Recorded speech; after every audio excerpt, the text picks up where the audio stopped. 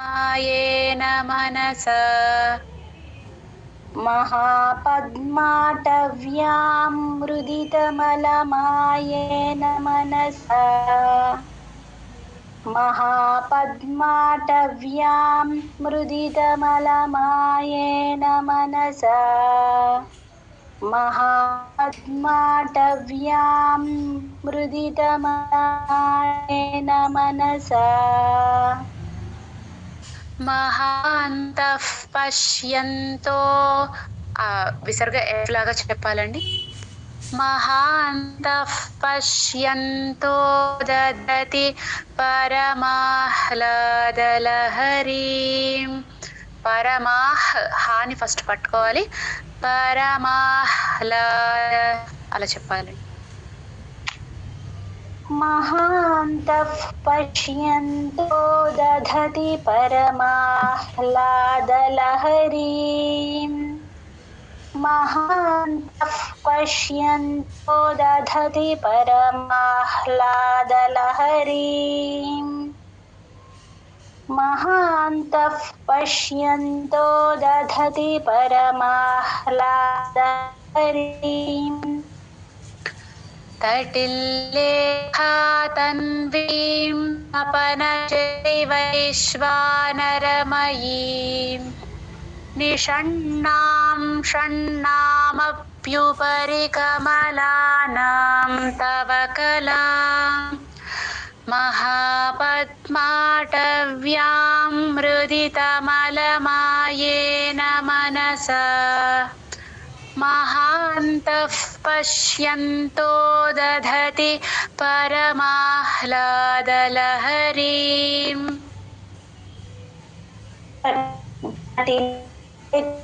तन्वीं तपनशशिवैश्वानरमयीं निषण्णां षण्णामप्युपरि कमल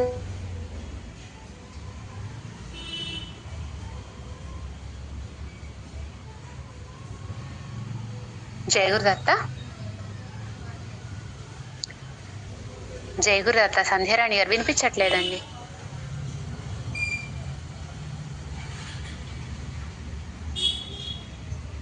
Jaya Guru Datta madam ఇప్పుడు వినిపిస్తుందా?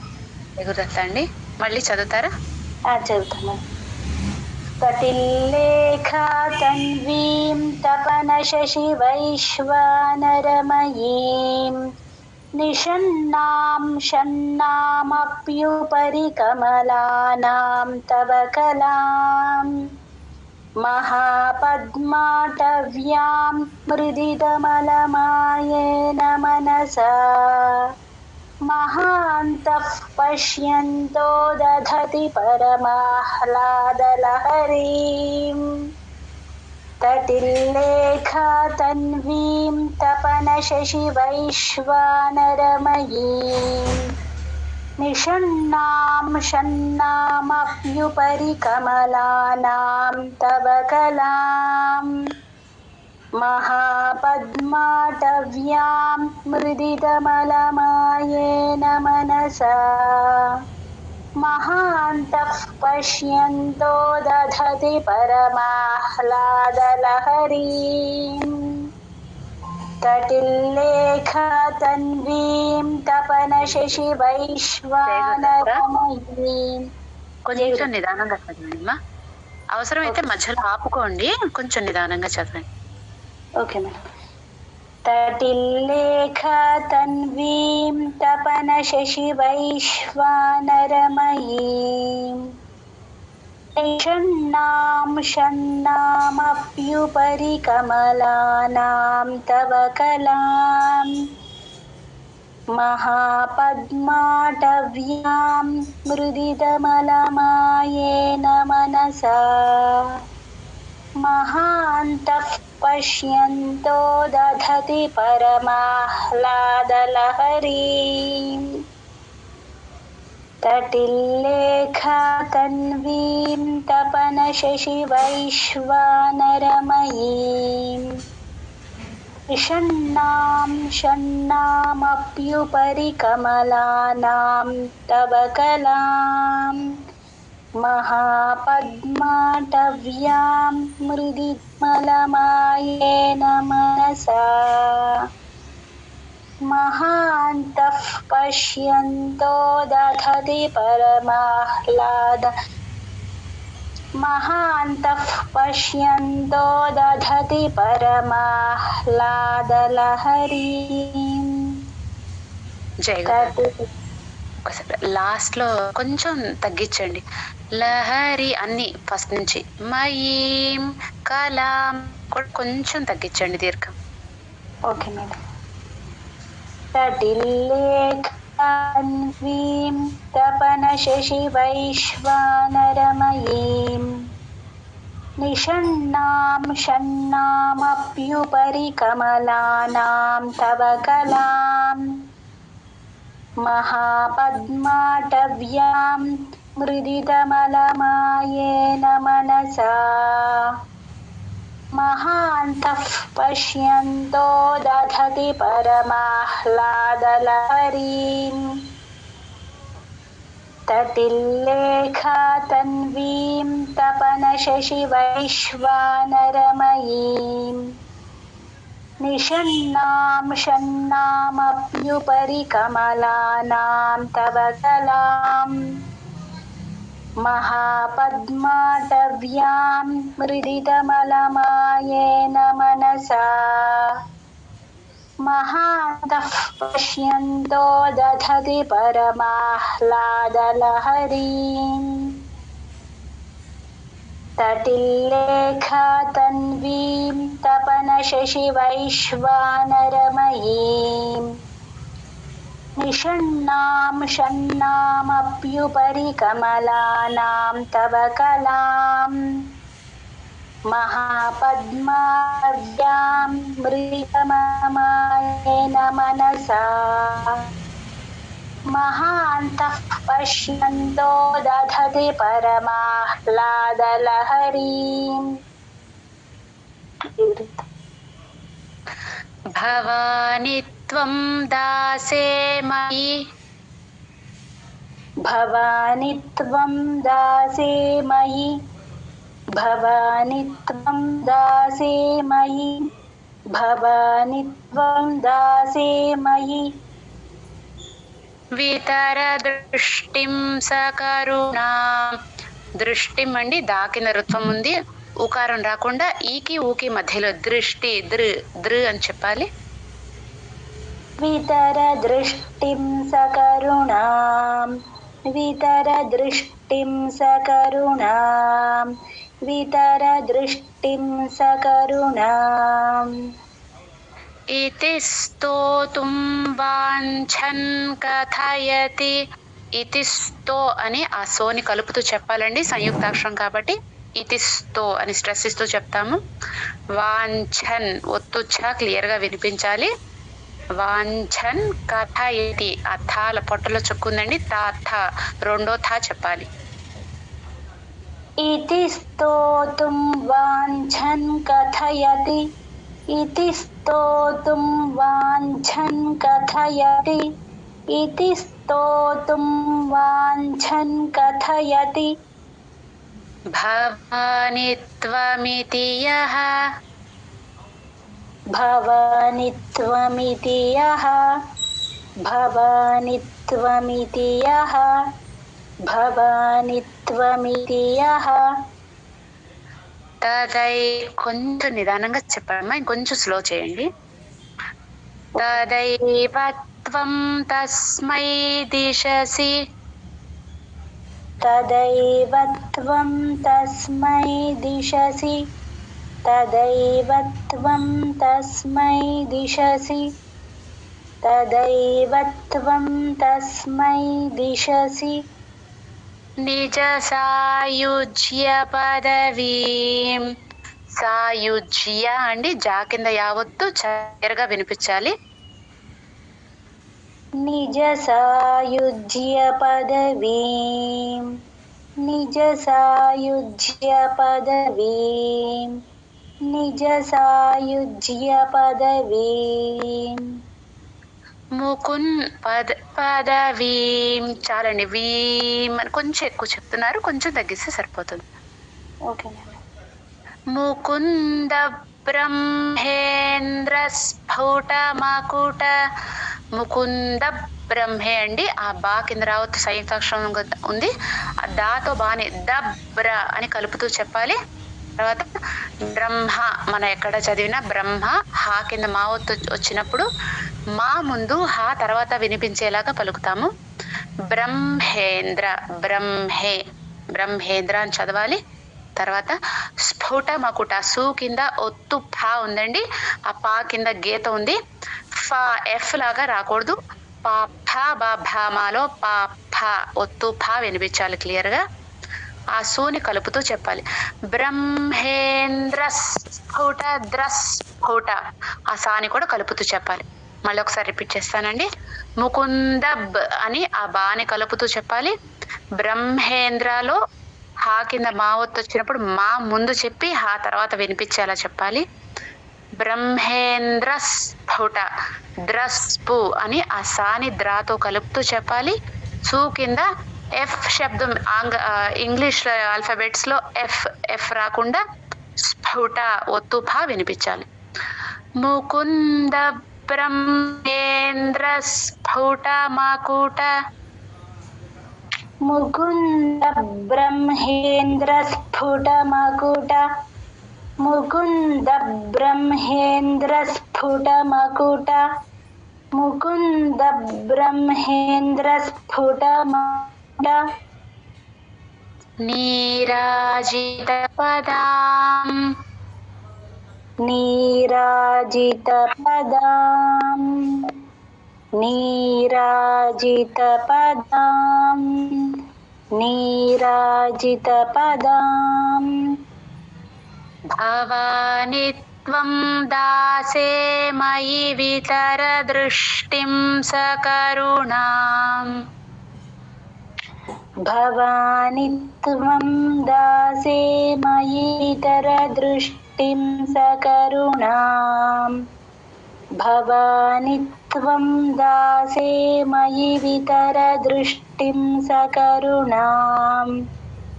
భవాని త్వం దాసే మయి వితర దృష్టిం సకరుణాం.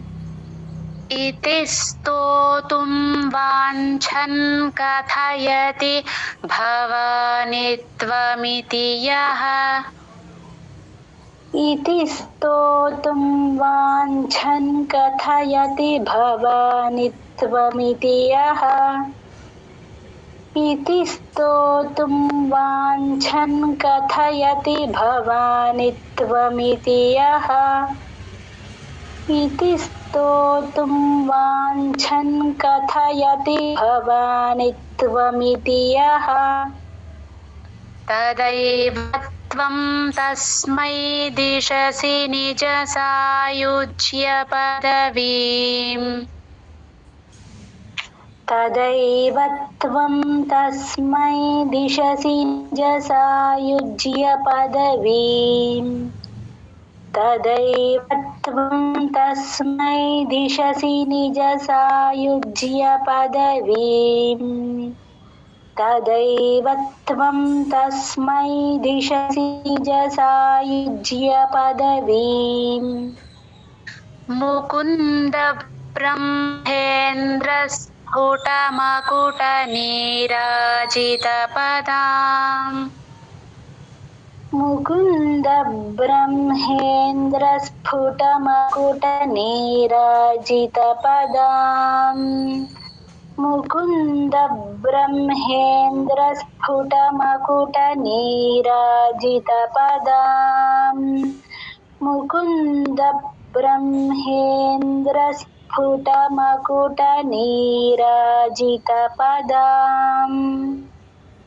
भवानि त्वं दासे मयि वितर दृष्टिं सकरुणाम्.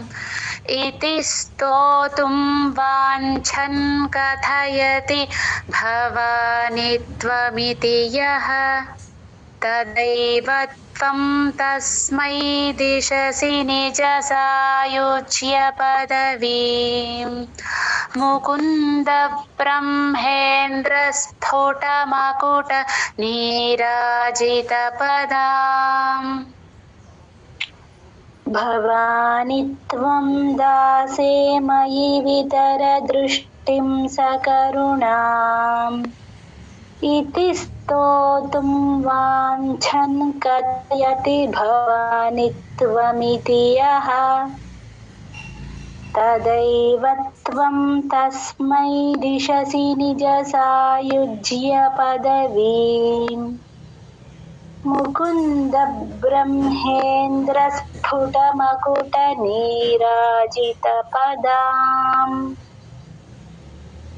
भवानि त्वं दासे मयि वितरदृष्टिं सकरुणाम् इति स्तोतुं वाञ्छन् कथयति भवानि त्वमिति यः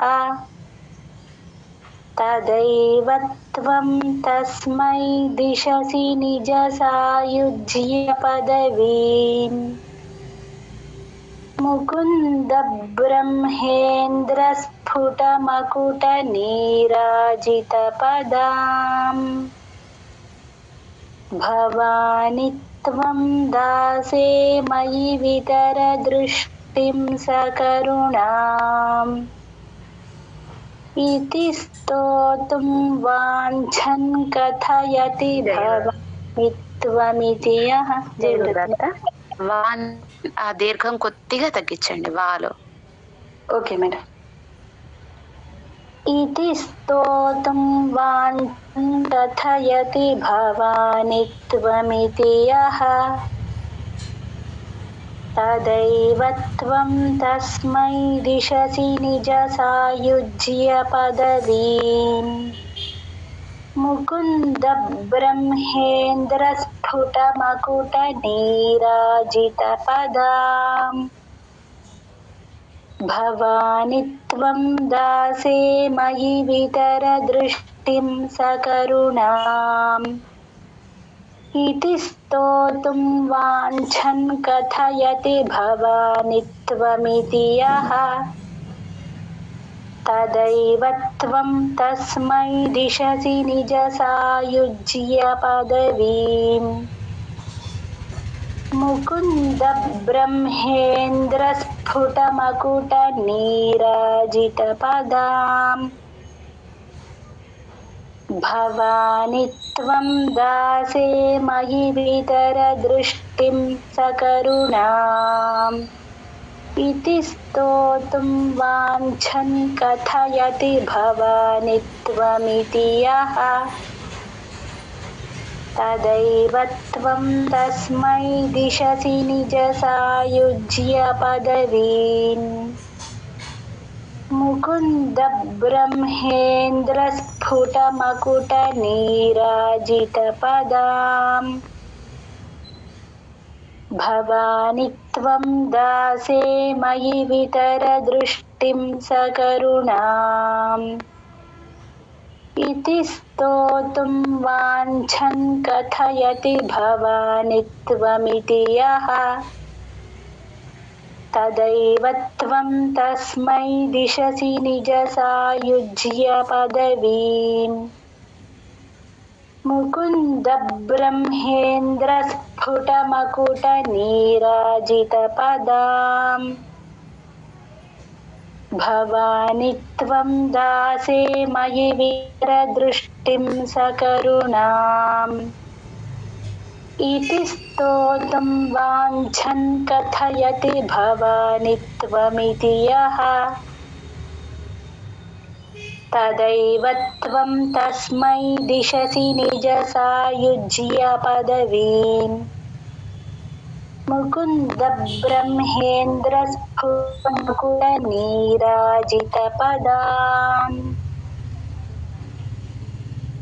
भवानि त्वं दासे मयि वितरदृष्टिं కొంచెం నిదానంగా.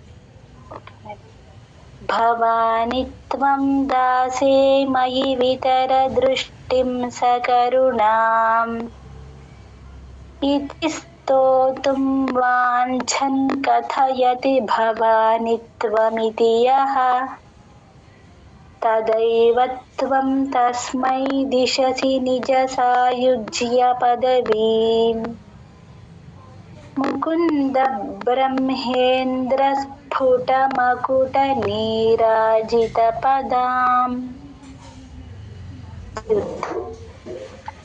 त्वया హృత్వా వామం. హృత్వా అండి హా కింద రుత్వం ఉంది, ఉకారం లాగా కాకుండా మధ్యలో చెప్పాలి. त्वया हृत्वा वामं त्वया हृत्वा वामं त्वया हृत्वा वामं వపుర పరితృప్తేన మనసా. పరితృప్తే అండి తా కింద రుత్వం ఉంది, అది కూడా అంతే, ఉకారం రాకుండా చెప్పాలి. वपुर परितृप्तेन मनसा वपुर परितृप्तेन मनसा वपुर परितृप्तेन मनसा శరీరార్థం శంభోరపరమపి. శరీరార్థం అండి ధా దా ధా రెండో ధా చెప్పాలి. शरीरार्धं शम्भोरपरमपि शरीरार्धं शम्भोरपरमपि शरीरार्धं शम्भोरपरमपि శంకే హృతమభూత్. शङ्के हृतमभूत् शङ्के हृतमभूत् शङ्के हृतमभूत् యదేతద్రూపం సకలమరుణాభం. यदेतत्त्वद्रूपं सकलमरुणाभं यदेतत्त्वद्रूपं सकलमरुणाभं यदेतत्त्वद्रूपं सकलमरुणाभं త్రినయనం. त्रिनयनं त्रिनयनं त्रिनयनं కుచాభ్యామానమ్రం.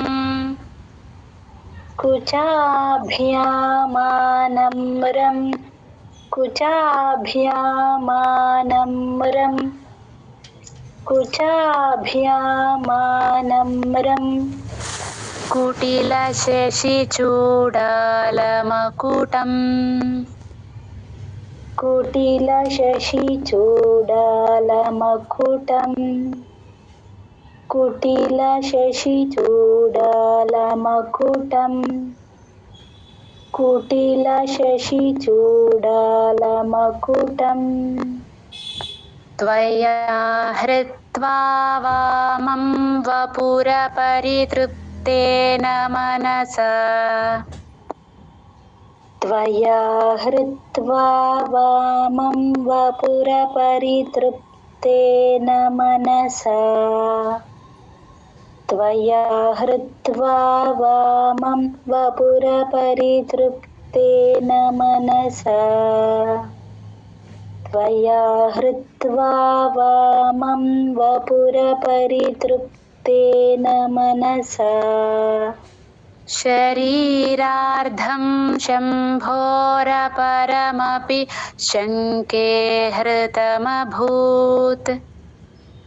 शरीरार्धं शम्भोरपरमपि शङ्के हृतमभूत् शरीरार्धं शम्भोरपरमपि शङ्के हृतमभूत् शरीरार्धं शम्भोरपरमपि शङ्के हृतमभूत् यदेतद्वद्रूपं सकलमरुणाभं त्रिनयनम्. यदेतत्त्वद्रूपं सकलमरुणाभं त्रिनयनम् यदेतत्त्वद्रूपं सकलमरुणाभं त्रिनयनम् यदेतत्त्वद्रूपं सकलमरुणाभं त्रिनयनम् कुचाभ्यामानम्रं कुटिलशशिचूडालमकुटम् कुचाभ्यामानम्रं कुटिलशशिचूडालमकुटम् कुचाभ्यामानम्रं कुटिलशशिचूडालमकुटम् कुचाभ्यामानम्रं कुटिलशशिचूडालमकुटम् त्वया हृत्वा वामं वपुरपरितृप्तेन मनसा शरीरार्धं शम्भोरपरमपि शङ्के हृतमभूत् यदेतत्त्वद्रूपं सकलमरुणाभं त्रिनयनं कुचाभ्यामानम्रं कुटिलशशिचूडालमकुटम् त्वया हृत्वा वामं वपुरपरितृप्तेन मनसा शरीरार्धं शम्भोरपरमपि शङ्के हृतमभूत् यदेतत्त्वद्रूपं सकलमरुणाभं त्रिनयनम् कुचाभ्यामानम्रं कुटिलशशिचूडालमकुटम् त्वया हृत्वा वामं वपुरपरितृप्तेन मनसा शरीरार्धं शम्भोरपरमपि शङ्के हृतमभूत् यदेतत्त्वद्रूपं सकलमरुणाभं त्रिनयनम् कुचाभ्यामानम्रं कुटिलशशिचूडालमकुटम् त्वया हृत्वा वामं वपुरपरितृप्तेन मनसा शरीरार्धं शम्भोरपरमपि शङ्के हृतमभूत् यदेतत्त्वद्रूपं सकलमरुणाभं त्रिनयनम् कुचाभ्यामानम्रं कुटिलशशिचूडालमकुटम् त्वया हृत्वा वामं वपुरपरितृप्तेन मनसा शरीरार्धं शम्भोरपरमपि शङ्के हृतमभूत् यदेतत्त्वद्रूपं सकलमरुणाभं त्रिनयनम् कुचाभ्यामानम्रं कुटिलशशिचूडालमकुटम् त्वया हृत्वा वामं वपुरपरितृप्तेन मनसा शरीरार्धं शम्भोरपरमपि शङ्के हृतमभूत् यदेतत्त्वद्रूपं सकलमरुणाभं त्रिनयनम् कुचाभ्यामानम्रं कुटिलशशिचूडालमकुटम् त्वया हृत्वा हृत्वा वामं वपुरपरितृप्तेन मनसा शरीरार्धं शम्भोरपरमपि शङ्के हृतमभूत् यदेतत्त्वद्रूपं सकलमरुणाभं त्रिनयनम् कुचाभ्यामानम्रं कुटिलशशिचूडालमकुटम् त्वया हृत्वा वामं वपुरपरितृप्तेन मनसा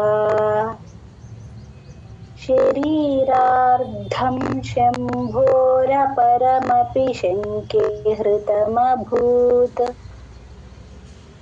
यदेतत्त्वद्रूपं सकलमरुणाभं त्रिनयनम्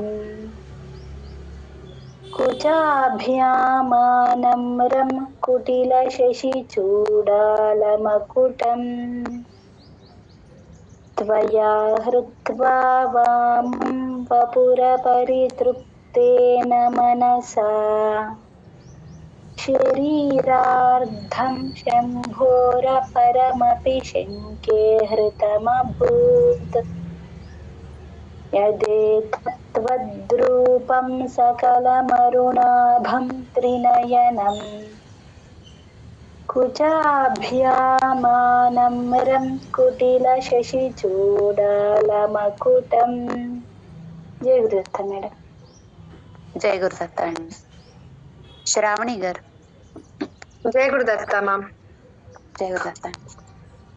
జగత్సూతే ధాతా హరిరవతి జగత్సూతే ధాతా హరిరవతి జగత్సూతే ధాతా హరిరవతి జగత్సూతే ధాతా హరిరవతి రుద్రః క్షపయతే. రుద్ర తర్వాత ఉన్న విసర్గ క్ష ముందు విసర్గ అండి. క్ష ముందు విసర్గని మనం పూర్తిగా చెప్తాము. రుద్రః అహ చెప్పి అక్కడ కాంప్లెటర్ కాబట్టి కలిపినట్టుగా చెప్తాం. రుద్రః స్ట్రెస్ ఇస్తున్నట్టుగా చెప్పాలి.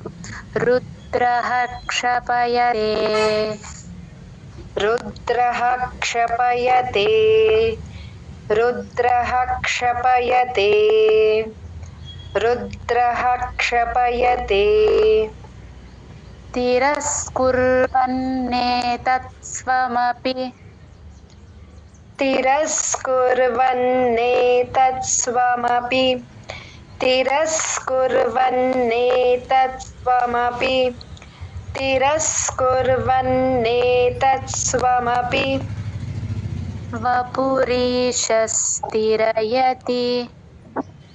వపురీషస్థిరయతి వపురీషస్థిరయతి వపురీషస్థిరయతి.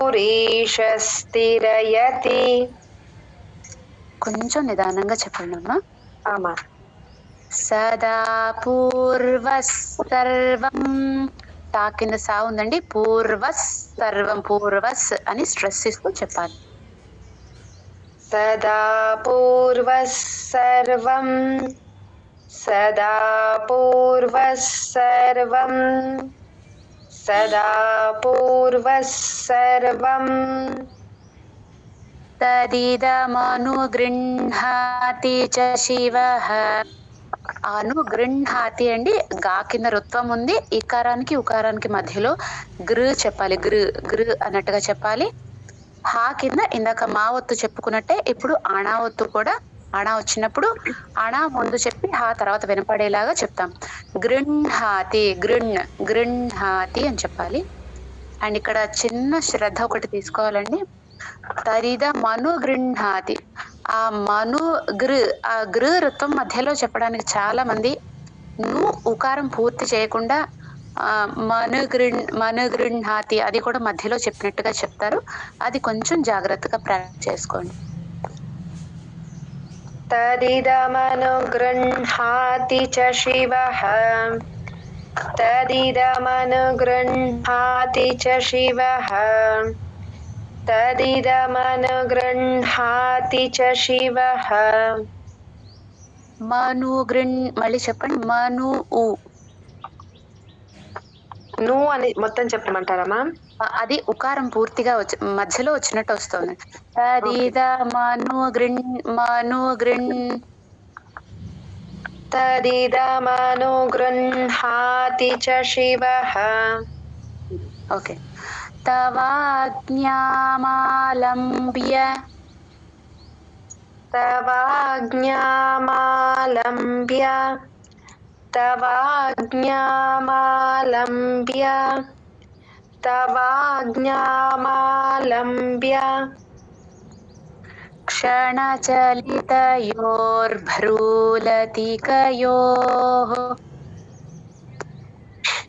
క్షణచలితయోర్భ్రూలతికయోః క్షణచలితయోర్భ్రూలతికయోః క్షణచలితయోర్భ్రూలతికయోః జగత్సూతే ధాతా హరిరవతిరుద్రః క్షపయతే. జగత్సూతే ధాతా హరిరవతిరుద్రః క్షపయతే. జగత్సూతే ధాతా హరిరవతిరుద్రః క్షపయతే. జగత్సూతే ధాతా హరిరవతిరుద్రః క్షపయతే. అందరూ ఒకసారి ఫస్ట్ లైన్ నోట్ చేసుకోండి. రుద్రః క్షపయ, ఆ క్షాకి స్ట్రెస్ వస్తున్నట్టుగా చెప్పాలి. తిరస్కుర్వన్నేతత్స్వమపి వపురీశస్థిరయతి. తిరస్కుర్వన్నేతత్స్వమపి వపురీశస్థిరయతి. తిరస్కుర్వన్నేతత్స్వమపి వపురీశస్థిరయతి. తిరస్కుర్వన్నేతత్స్వమపి వపురీశస్థిరయతి. సదా పూర్వః సర్వం తదిదమనుగృహాతి చ శివః. సదా పూర్వః సర్వం తదిదమనుగృహాతి చ శివః. సదా పూర్వః సర్వం తదిదమనుగృహాతి చ శివః. సదా పూర్వః సర్వం తదిదమనుగృహాతి చ శివః. తవాజ్ఞామాలంబ్య క్షణచలితయోర్భ్రూలతికయోః. ఇక్కడ మొత్తం చదవలేని వాళ్ళు తవాజ్ఞామాలంబ్య ఆపినప్పుడు దీర్ఘం రాకుండా ఆపడానికి ప్రయత్నించండి అమ్మా. చదవడం కుదిరిన వాళ్ళు ఆ క్ష కాంపౌండ్ లెటర్ అది దాని స్ట్రెస్ తో చెప్పాలి. తవాజ్ఞామాలంబ్య క్షణిత్ వ్యక్ష అది స్ట్రెస్ ఇస్తూ చెప్పాలి. తవాజ్ఞామాలంబ్య క్షణచలితయోర్భ్రూలతికయోః. తవాజ్ఞామాలంబ్య క్షణచలితయోర్భ్రూలతికయోః. తవాజ్ఞామాలంబ్య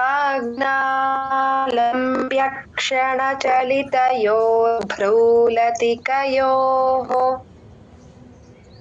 జగత్సూతే ధాతా హరిరవతిరుద్రః క్షపయతే. తిరస్కుర్వన్నేతత్స్వమపి వపురీశస్థిరయతి. సదా పూర్వః సర్వం తదిదమనుగృహాతి శివః. తవాజ్ఞామాలంబ్య క్షణచలితయోర్భ్రూలతికయోః. జగత్సూతే ధాతా హరిరవతిరుద్రః క్షపయతే. తిరస్కుర్వన్నేతత్స్వమపి వపురీశస్థిరయతి. సదా పూర్వః సర్వం తదిదమనుగృహాతి చ శివః.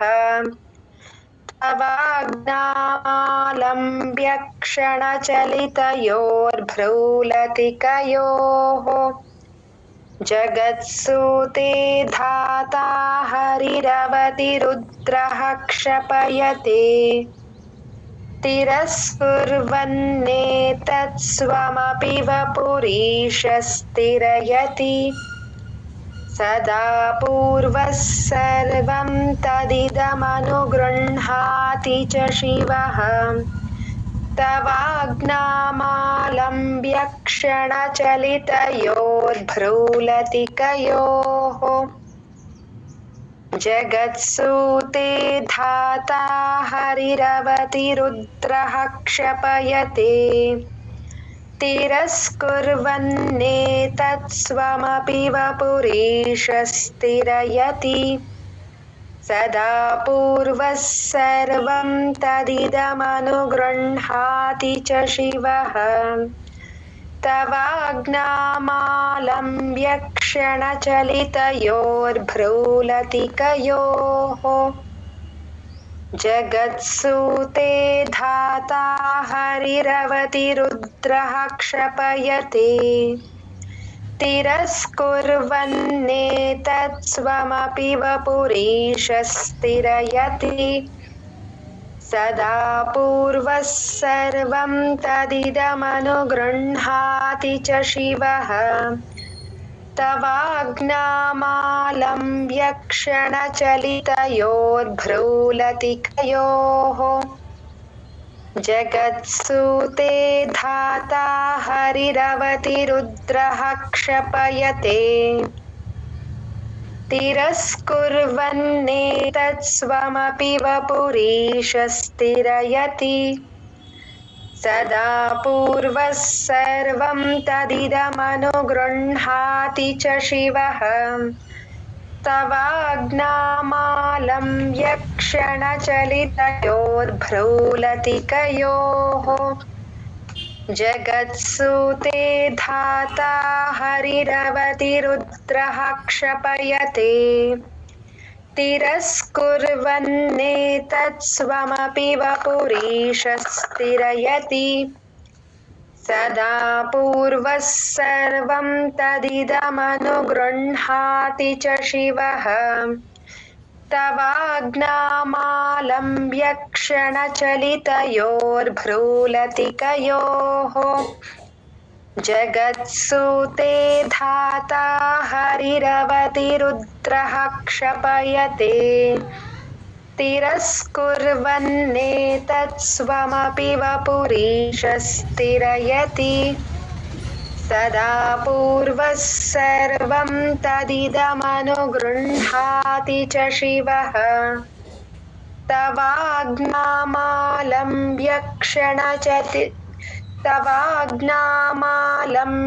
क्षणचलितयोर्भ्रूलतिकयोः जय गुरुदत्तम त्रयाणां देवानां त्रयाणां देवानां त्रयाणां देवानां त्रयाणां देवानां त्रिगुणजनितानां तव शिवे त्रिगुणजनितानां तव शिवे त्रिगुणजनितानां तव शिवे त्रिगुणजनितानां तव शिवे भवेत् पूजा पूजा भवेत् पूजा पूजा भवेत् पूजा पूजा भवेत् पूजा पूजा तव चरणयोर्या विरचिता तव चरणयोर्या विरचिता तव चरणयोर्या विरचिता तव चरणयोर्या विरचिता तथा हि त्वत्पादोद्वहन तथा हि त्वत्पादोद्वहन तथा हि त्वत्पादोद्वहन तथा हि त्वत्पादोद्वहन मणिपीठस्य निकटे मणिपीठस्य निकटे मणिपीठस्य निकटे मणिपीठस्य निकटे स्थिताः एते शश्वन्मुकुलित